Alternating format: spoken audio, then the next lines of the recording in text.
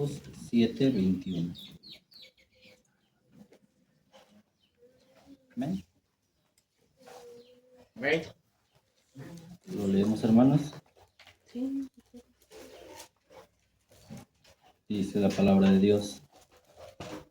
Porque de dentro del corazón de los hombres salen los malos pensamientos, los adulterios, las fornicaciones, los homicidios. Amén. Vamos a darle paso a nuestro pastor Raimundo. Gracias, Sebas. Pueden tomar su asiento, mis amados hermanos. Hoy nos visita y somos muy bendecidos por esta visita de la mamá de uno de los papás, ¿no? La mamá de Alfredo, que nos visita el día de hoy. Sí, ¿verdad? No me equivoqué. Sí es la mamá de Alfredo, no es de nuestra hermana Lore. Te va a decir, no, es mi hija Lore, ¿no? Alfredo. Sí, ¿verdad? Ah, también dice aquí. Y también está aquí nuestro hermano Ricardo y su esposa, que el Señor les bendiga. Ya los extrañábamos, ¿verdad? Bueno, vamos a iniciar con estos temas tan difíciles, complejos y necesarios acerca de la educación de nuestros hijos, hermanos. Sucede que alguna vez, dice aquí el autor de nuestro manual, que en la escuela una niñita de entre 10 y 12 años empezó a portarse mal en la escuela, a no obedecer a la maestra. Quinto, ¿no? Quinto, sexto año, más o menos, son cuando los niños empiezan con... Entre 10 y 12. Ajá, sí, ¿no? Quinto, Sexto, sexto año. quinto y sexto. Entonces la maestra, pues, ¿cuál sería su solución? ¿O cuál sería la solución de la maestra? Si yo soy el maestro, yo inmediatamente llamo a... Los papás. Claro, porque alguien tiene que tener autoridad sobre la niña, ¿no? O el niño. Y entonces, pues, yo llamo a la mamá y le digo, mamá, su hijita, pues, no obedece, no hace tarea, no hace trabajo, se para en clase, es un torbellino, ¿no? Digo, si tuviera la edad de tu hijita, menos de 5 años, es de entender que está experimentando, ¿verdad, Juanito? Pero una niña de 12 años, 11 años, 10 años, ya entiende palabras. Pero, ¿qué creen que le dijo la mamá a la maestra? Le dice, maestra, pues yo para eso la mando a la escuela, espero que ahí pues le den una educación, porque en la casa es igual, ya no quiero obedecer, ya no hay autoridad. Se parece a su papá. Se parece a su papá, dice ella. Y el papá dice, se parece a la mamá, ¿no? Y ya los dos se juntan y dicen, ¿saben qué? Yo creo que no ha de ser nuestra hija. Nos la han de haber cambiado ahí en el hospital porque ni a ti, ni a mí, ni a nuestra familia, ¿no? Antes sí sucedía, ahora ya no. Pero, hermanos, viendo este tema, vamos a orar, ¿no? Vamos a orar para pedirle a Dios que Él nos ayude, porque ser padre no es fácil. Si sobrellevar una relación conyugal no es fácil, y estamos hablando de dos individuos adultos, ¿cierto o no? El hombre adulto, la mujer adulta, los dos esposos, los dos cónyuges y tienen problemas. Adultos, maduros, y no se pueden poner de acuerdo. Parecen peor que niños a veces. Ahora imagínense una relación entre padre e hijos, y cuando el hijo empieza en esa edad en la que el niño ya no está experimentando, ahora él dice, yo tengo mis propios gustos. ¿Por qué tengo que conformarme a los gustos de papá o de mamá, no? Yo tengo mi propio placer, yo tengo mis propios objetivos y metas. Pero bueno, vamos a orar. Padre, queremos suplicarte, Señor, que nos ayudes en estos temas que vamos a estar abordando en estos meses, acerca, Señor, de qué es ser padre y cómo educar a nuestros hijos, Señor. Si bien ninguno de los que estamos aquí somos expertos, Señor, porque todos en algún momento, Padre, hemos quedado cortos. Los que estamos aquí estamos dispuestos a aprender, Señor. Gracias, Padre, porque tenemos tu dirección, contamos con tu palabra, con tu consejo y con tu Espíritu Santo. Ayúdanos, Señor, a tener una mejor familia, y ser mejores cristianos y reflejarte a ti cada día a través de nuestro testimonio. Aquí adentro, Señor, y allá afuera. En el nombre de Jesús te lo suplicamos. Amén. Amén. ¿Qué dice hermano Lucas? El hermano Lucas. Ah, perdón, Marcos, es que aquí tengo a otro, a este Lucas. ¿De dónde qué? ¿Cómo dice? ¿Alguien lo tiene por ahí? ¿Lluviecita? Porque dentro del corazón de los hombres dentro del salen corazón. los malos pensamientos. Porque dentro del corazón de los hombres salen los malos pensamientos. Este texto, ¿se acuerdan que lo vimos también en la conducta de los cónyuges? O sea, no eres tú, no soy yo. Pero en realidad, sí es alguien, es tu corazón. Aquí en este momento, qué bueno que ya llegó nuestro hermano Salvador y nuestra hermanita, porque nos van a ayudar mucho en estos temas. ¿Qué ocurrió en los 60s respecto a la autoridad y al respeto? 1960. ¿Quién nació en 1960? Mi mamá, por cierto. Mi mamita nació en 1960. Bueno, dice que nació en 1960. En esa época pues se casaban muy jóvenes. Sí. ¿Qué pasó en 1960? ¿Se acuerda, hermano Salvador, en la sociedad qué pasó en 1960 respecto a la familia? Más o menos que era el tiempo, porque aquí me lo marca, era el tiempo en el que los jóvenes se rebelaron contra la autoridad, los jóvenes. Mi mamá iba naciendo en 1960. Fue el movimiento, ¿no? En 1960 había ya jóvenes que rompieron con los límites y la autoridad y salían de casa para estar deambulando, ¿se dice? O sea, vivían en casas de acampar, campaña, en combis, esas famosas combis, ¿no? De Volkswagen, famosísimas, bonitas, ¿no? Esas combis, pintadas de rosa con azul y flores amarillas, corazones rosa, amor y paz, ¿no? Pero sin leyes, sin reglas, sin nada de esas cosas. Claro, no todos estuvieron involucrados en ello, ¿eh? Había jóvenes que estaban metidos en sus estudios, es verdad. Pero en aquella época hubo una revuelta. A donde nos quiere llevar aquí el autor es que en esa época, entonces los jóvenes crecieron. O sea, los jóvenes que se rebelaron contra la autoridad de papá y de mamá, en esa época, un día crecieron, lógicamente, ¿verdad? Y entonces ellos también se casaron. ¿Y qué creen? También tuvieron hijos. Y en estas relaciones, este autor que, bueno, hizo esta investigación, dice que entonces estos matrimonios que en 1960 y en esas épocas ellos se rebelaron contra la autoridad, pues ¿qué creen? Dejaron de ver a la figura paterna como cabeza del hogar, porque eso era denigrante para el valor de la mujer.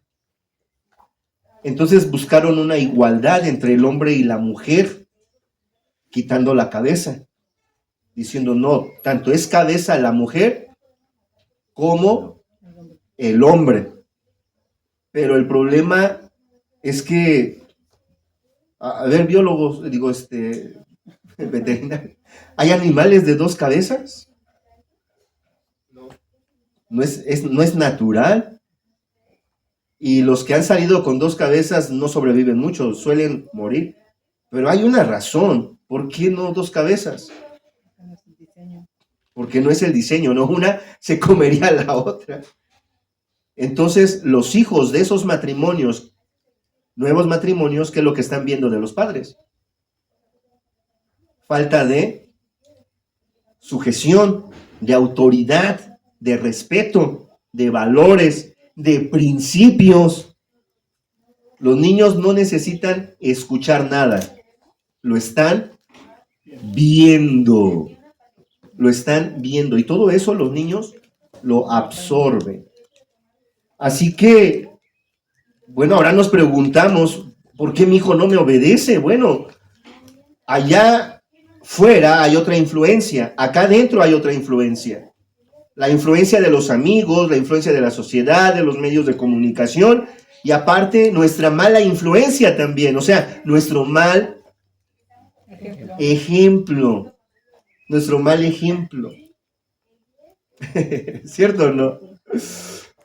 Entonces, cuando nosotros nos preguntamos por qué mi hijo se está revelando tanto, pues tenemos que reflexionar y de eso se tratan estos estudios de estos domingos en la tarde aquí en Cuautla, ¿no?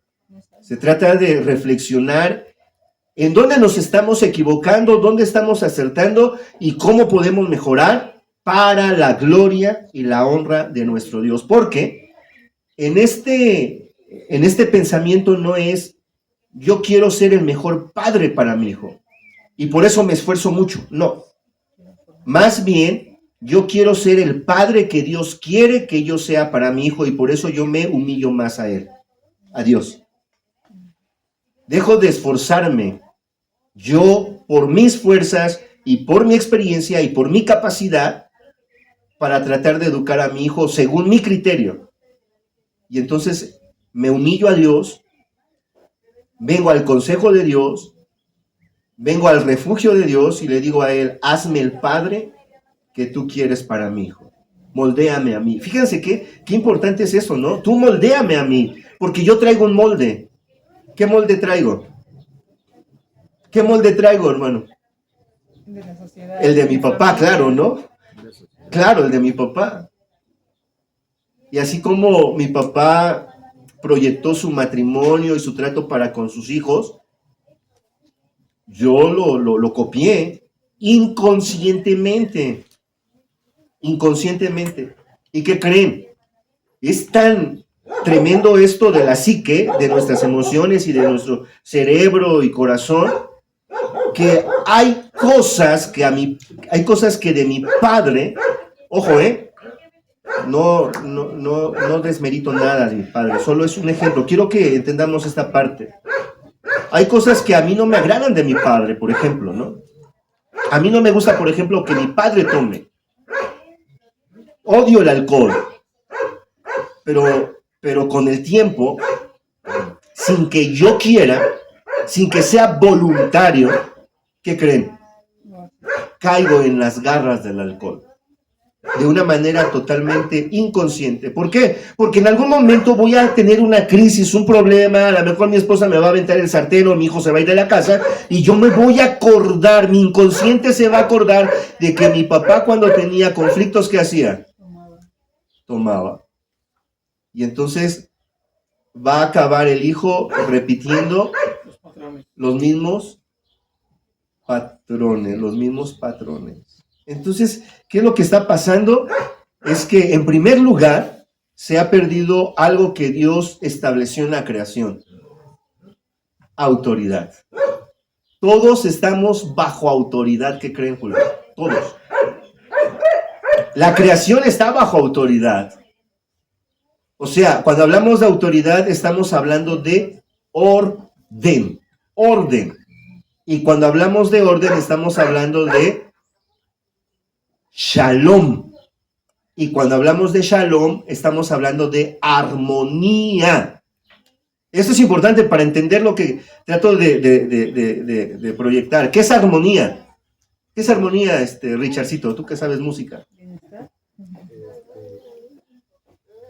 Pues que el conjunto de las cosas estén acopladas.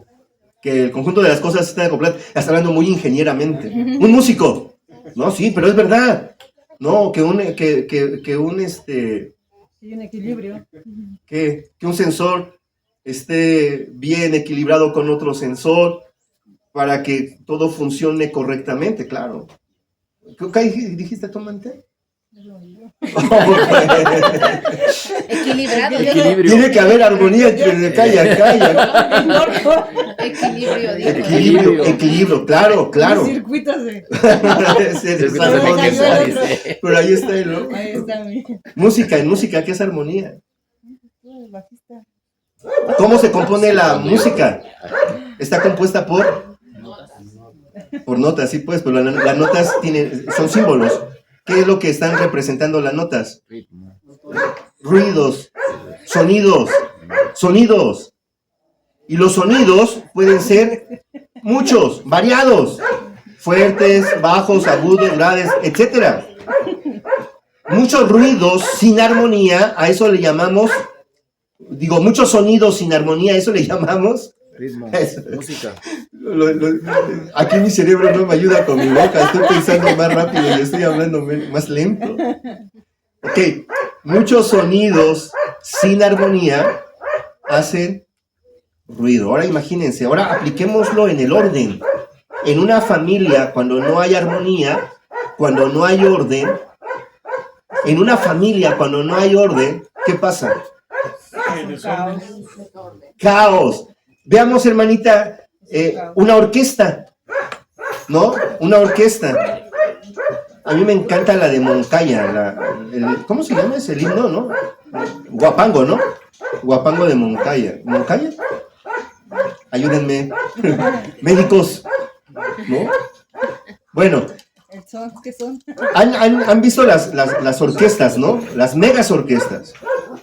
Un director, pianistas, saxofonistas, guitarras, percusiones, hasta hay tambor, hay de todo. Pero se dan cuenta, hermanos, cómo entra uno, entra otro, y cómo el director va haciendo que todos esos sonidos estén en Shalom. Shalom.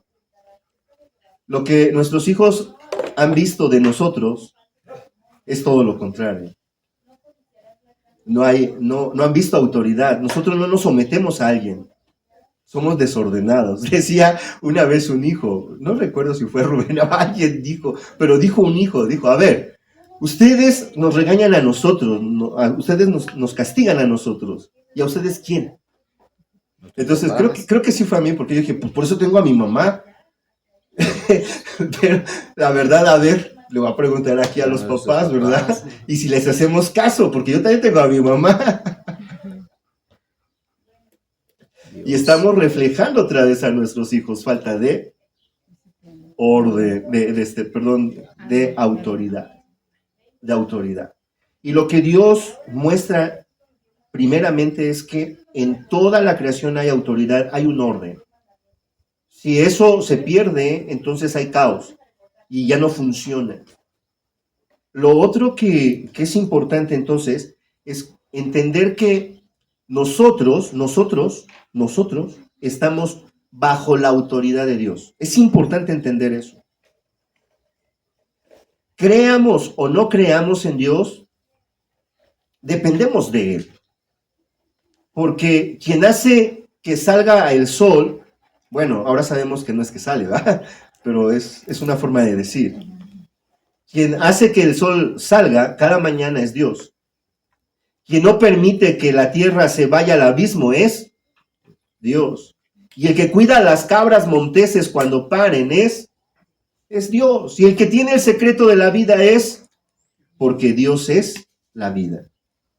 Así que, 2. Y a nosotros Dios nos ha dado a alguien bajo nuestra autoridad. Y en este caso, en este contexto de que estamos hablando de la educación de nuestros hijos, quienes están bajo nuestra autoridad son nuestros hijos. Así que la maestra que mandó a llamar a los padres de esta niña que se estaba rebelando, hizo bien. Porque quien debía tener autoridad sobre esa niña era, claro, sus padres. Sus padres deberían de tener la autoridad suficiente para que la niña se comporte, para que haya armonía, para que cumpla con sus tareas, para que sea responsable, para que llegue a tiempo a la escuela y no falte. Pero esa falta de autoridad es lo que está causando muchos problemas a los niños, porque no están moldeando el corazón. La falta de autoridad no está penetrando al corazón. Lo otro, hermanos, es que no vamos a poder nosotros cambiar ninguna persona con nuestros argumentos. Y en algunas ocasiones nuestro testimonio será insuficiente para dar el mejor mensaje a nuestros hijos. En algún momento vamos a regarla, pues. En algún momento, por más que querramos ponerles el mejor ejemplo, nosotros mismos somos los que vamos a poner el mal ejemplo, ya sea en la palabra o en la conducta, pero en algún momento vamos a caer. Por eso, el segundo elemento, después de la autoridad, que no se nos debe de olvidar, que todos estamos bajo autoridad, todos. Lo segundo es que el evangelio es la clave para la solución de todos los problemas. Es el evangelio, no hay nada más que eso. O sea, nuestra corrección no debe de ser según nuestra experiencia, sino según el evangelio, lo que pide el evangelio, lo que dice el evangelio. Por eso tiene que estar claro en nuestra mente y en nuestro corazón qué es el evangelio. Si yo pregunto en este momento qué es el evangelio, ustedes tienen que decir, es la obra de Cristo, plan perfecto del Padre, ¿no? Materializada en Jesús, el cual dice que tomó forma de hombre. ¿Para qué?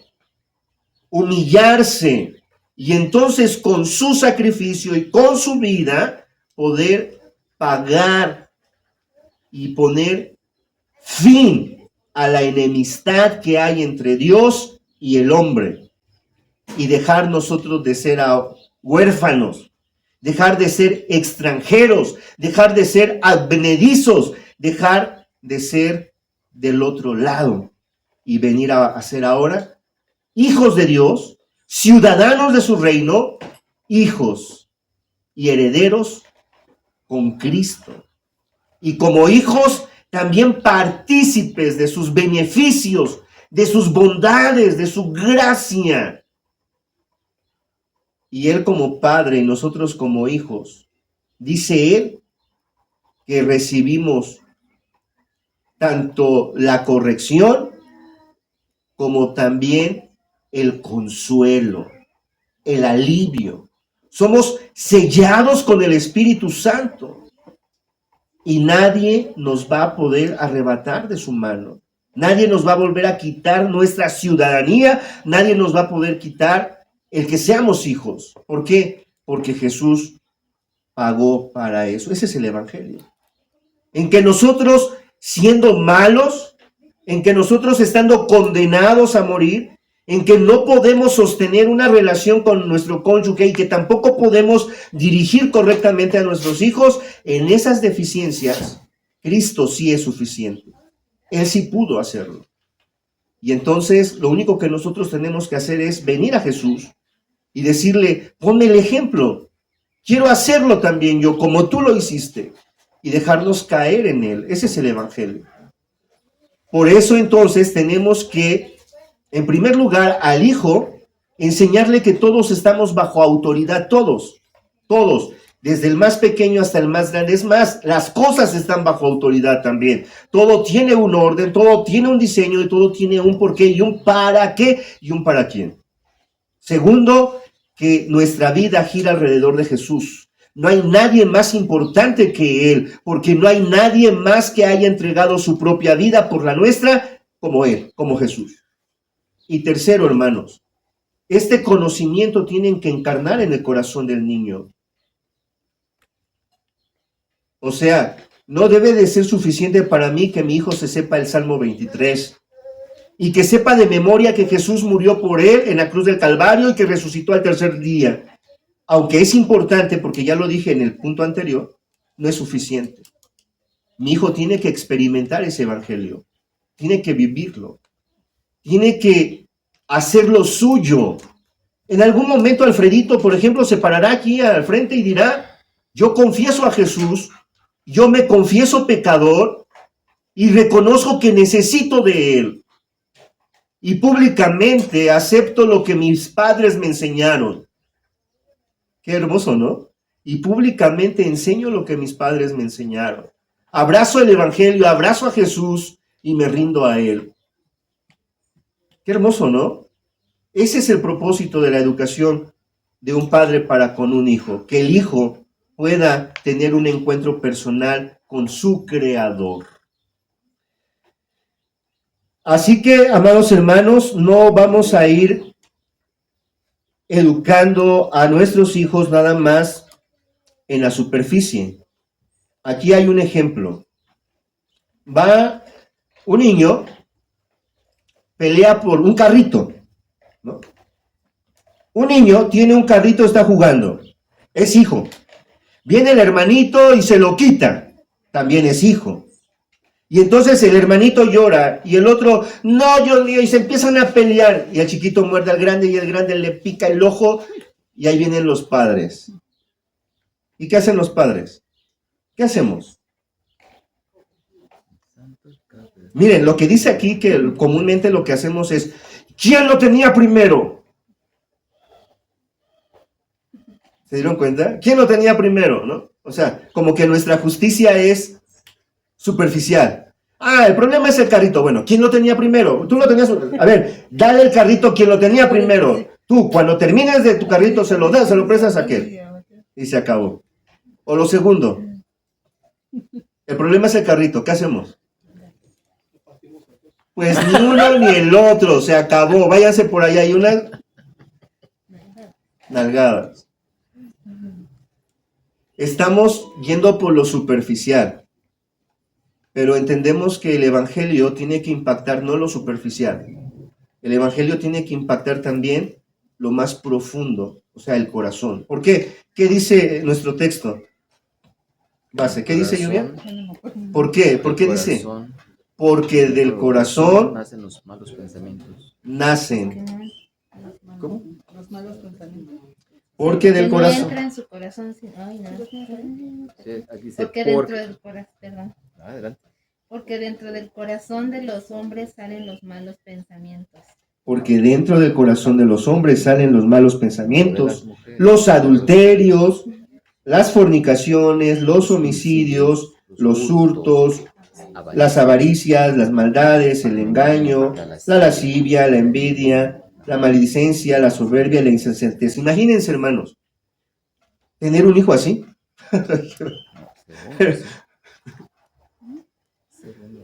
¿A quién le gustaría tener un hijo así? La verdad, que levante la mano. A ver, yo quiero tener un hijo fornicario, homicida o ratero, o avaro, malhechor, maldiciente, engañador, lascivo. ¿Quién quiere tener un hijo así? Digo, creo que por eso tratamos de educarlos, ¿no? Por eso nos esforzamos como padres y nos desesperamos mucho, ¿no? Nos esforzamos y peleamos y trabajamos y a veces hasta no dormimos porque estamos viendo que nuestro hijo, en lugar de entender, cada día más se revela. Y es que, ¿qué creen? ¿Saben lo que sucedía antes de 1960? 1950. 1950, dice ya. Bueno, estos hombres dicen que antes de esa época y después, poquito después, para los hijos era suficiente un manazo. Era suficiente. O sea, si el papá, es más, cuentan, dicen, que si mamá hacía esto, Juanito hacía. Vas a ver al rato. O sea, ¿sí o no, hermana? Con la mirada, era con la mirada, ustedes saben, hermanos. Ahora yo casi le digo al Rubén,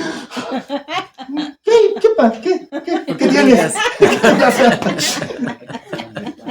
¿Por qué brincas? ¿Por qué brincas? ¿Estás bien? Mis ojos le están saliendo, me lo estoy tragando con los ojos, ¿eh? Ni en cuenta. Te puedo ayudar en algo. ¿Te puedo ayudar en nada? Si queremos ayudar a nuestro hijo que se está peleando con el carrito con su hermano, y estamos hablando de que el Evangelio tiene que impactar el corazón, entonces ¿a dónde tenemos que llevar nuestra corrección? Al corazón, claro. ¿Qué es lo que está pasando en el corazón de nuestro hijo? ¿Por qué el más pequeño no es capaz de prestar el carrito al más grande? ¿Y por qué el más grande no es capaz de dejarle el carrito a su hermanito que está viendo que está jugando muy felizmente? ¿Se dan cuenta? ¿Qué hay en el corazón, Eiri, de los niños? ¿Qué hay? Ese es el trabajo de papá y de mamá. Papá y mamá no nada más deben gritar y manotear. Papá y mamá tienen que convertirse en pastores de sus hijos. Deben de pastorear a sus hijos. deben de conocer a sus hijos, deben de conocer el corazón de su hijo, porque es de ahí de donde va a salir el homicida, es de ahí de donde va a salir el ratero, es de ahí de donde va a salir, de ahí, de ese corazón. Entonces tenemos que llevar a ese corazón a Cristo, decirle, hijo, tú eres egoísta y necesitas a Jesús. Jesús dice que ames a tu hermano. Y Jesús mostró su amor para con nosotros que somos sus hermanos, en ese sentido, ¿no? ¿Cómo mostró su amor Jesús? Entregando su propia vida. Así que, hijo, si tu hermano es feliz con el carro que tiene, tú debes de ser feliz porque tu hermano es feliz y no ser egoísta. Tu hermano pequeño, si tu hermano te pide prestado el carrito, préstaselo. Es tu hermano. Y Dios dice que debes de amar a tu hermano también. Si tú no lo amas, no estás mostrando amor para con Dios. Esto que estoy diciendo solo es un ejemplo, ¿eh? Nosotros tenemos que hacer la labor con nuestros hijos, tenemos que pastorear a nuestros hijos. Y es que una y otra vez, hermanos, la Biblia insiste, miren lo que dice Lucas, por eso estaba aquí Lucas. Dice, el hombre bueno del buen tesoro de su corazón saca lo bueno.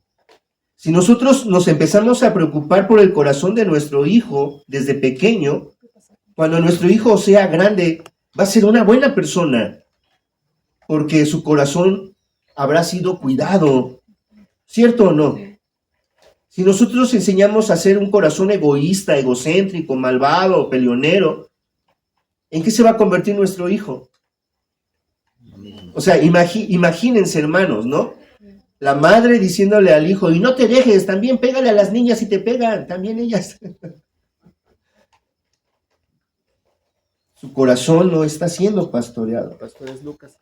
Lucas capítulo 6, versículo 45, dice, y el hombre malo del mal tesoro de su corazón saca lo malo, porque de la abundancia del corazón, ¿qué creen? Habla la boca. ¿Quieres conocer a alguien? Déjalo hablar 5 minutos. Ay, santo Dios. Sí, hermanos. Es tremendo esto, pero es verdad. ¿O no?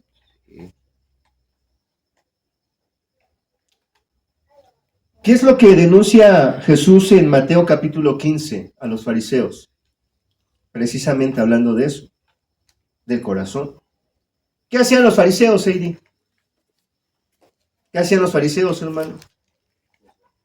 ¿Qué les caracteriza a los fariseos? Muy religiosos. Son muy religiosos, no se pierden un culto, son bien. Yo por eso canto. Es más, diezman, ¿cómo dice la Biblia? Diezman hasta el comino. Se conocen la ley al derecho y al revés. Pablo alardea de eso, ¿no? Sí. Fariseo de fariseos, conocedor de la ley, celoso. ¿Sí o no? Ok, conocedores de todo, hablan muy bien y todo, pero Jesús les hace un reproche. Corazón. Ustedes solamente me honran ¿de qué? De labio. Pero vuestro corazón está lejos. ¿Qué nos importa más, que nuestros hijos nos halaguen o que nuestros hijos realmente reconozcan a Jesús como su Señor? Que sean labiosos, ¿no? Yo le he preguntado a mi hijo, oye Rubén, ¿tú eres así aquí en la casa como en la escuela? ¿Tú no dices groserías allá en la escuela? De verdad se lo tengo que preguntar porque pues uno se da la vuelta, ¿verdad, hermana? Como padre uno se da la vuelta y yo me acuerdo que decían, esos hijos de Rita. Y mi mamá decía, pero si no son unos santos mis hijos. Ay. Dice entonces aquí Jesús, los denuncia a los fariseos porque solamente lo han honrado de labios. Lo que él quiere es el corazón. Así que en términos de asuntos de corazón, tenemos a estos dos niños pecadores que les decíamos. Tenemos dos opciones: seguir tratando de corregir lo superficial, la acción, o sea, quitar el carrito, o tenemos la opción de entender el problema de nuestro hijo, a la edad que tenga. O sea, ¿por qué un niño, por ejemplo, la hijita de nuestra hermana, ¿no? ¿Por qué la niñita corre y se sube aquí, va y viene? ¿Por qué lo hace? Ya conociendo. Porque ella está conociendo, está explorando. Un día lo va a dejar de hacer, claro que sí, porque va a ir aprendiendo también. Sus papás le van a ir enseñando. Rubensito no siempre fue así. ¿Quién lo conoció de chiquito? Allá en Cuautla, ¿no? Se metía abajo de las bancas, se subía arriba del púlpito y ahí andaba. Y ahora le digo, ríete, están hablando, te contesta. Me regañaron mucho. Lo regañamos mucho, lo traumamos. A veces así Mateo. Entonces, hermanos, debemos ver que las actitudes de nuestros hijos no son per se, no están aisladas, tienen un comando, tienen una raíz, tienen una razón de ser. Y eso está albergado en el corazón pecaminoso del ser humano. Por eso nosotros no creemos en que el niño sea puro. El niño es pecador. Desde que nace, ha heredado la maldición del pecado de los padres. Nuestros hijos también necesitan a Jesús. Ellos se portan mal porque necesitan también ser rescatados por Jesús. Ellos pecan porque también necesitan un encuentro con Jesús. Nos causan muchos problemas y nos sacan de nuestras casillas porque ellos también necesitan de Jesús. Y nosotros tenemos ahora dos opciones: pastorear su corazón o seguir tratando de corregir las acciones externas. Pero vamos a ir aprendiendo juntos, ¿vale? Es lo que dice el autor. No pretende darnos una cátedra. Lo que pretende es que aprendamos juntos y que nos sobrellevemos, porque somos una familia, hermanos. Algo que nos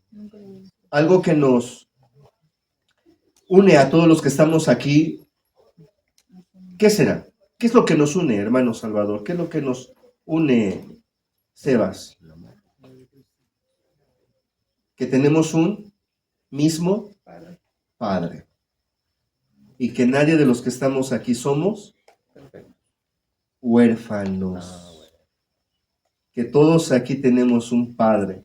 Y diría Samuel, y es un Padre perfecto, eterno e inmutable.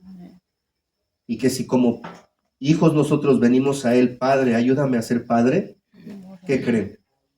Vamos a aprender de lo mejor. Vamos a aprender de lo mejor. Así que ese es el reto, aprender de Él, para educar a nuestros hijos. Pastoreando su corazón. Oremos. Padre, ayúdanos en esta labor paternal. Los que aún no tienen hijos un día los van a tener, y si tú no se los das, Señor, porque esa es tu voluntad, tendrán sobrinos o hijos espirituales en la iglesia.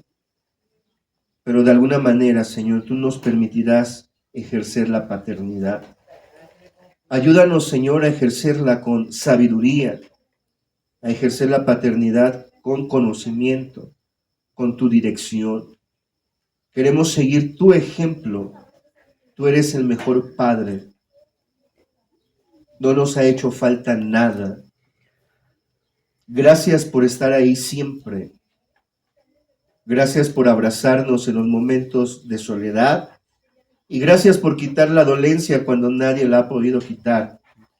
Gracias por sanar el corazón. Gracias por darnos una nueva vida. Gracias por llamarnos hijos. Padre, queremos confesar que no sabemos ser padres. No hemos tenido el mejor ejemplo, aunque los nuestros se han esforzado mucho y han hecho lo mejor que han podido. Han tenido deficiencias como nosotros. Ahora las tenemos. Queremos suplicarte, Señor, que nos hagas los padres que tú quieres que seamos para nuestros hijos. En el nombre de tu Hijo amado Jesucristo te lo suplicamos. Amén. Amén. Dios les bendiga, hermanitos amados.